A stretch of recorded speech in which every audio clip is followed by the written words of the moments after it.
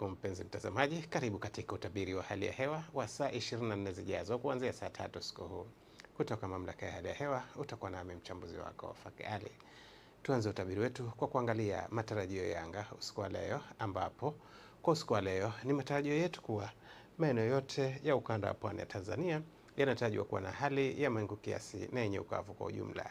Hali kadhalika kwa siku ya kesho, visiwa vya Unguja na Pemba, mkoa wa Tanga, mkoa wa Pwani pamoja na mkoa wa Dar es Salaam, vile vile pwani ya kusini katika mikoa ya Lindi na Mtwara, hapo kesho tunatarajia kuwa na hali ya mawingu kiasi na vipindi vya jua.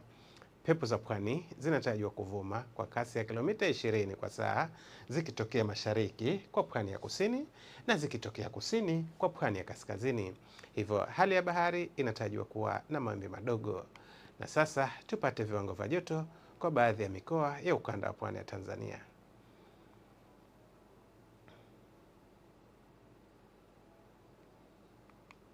Hadi kufikia hapo, kutoka mamlaka ya hali ya hewa hatuna la ziada. Tunakutakia usiku mwema na utazamaji mzuri wa vipindi vinavyofuata.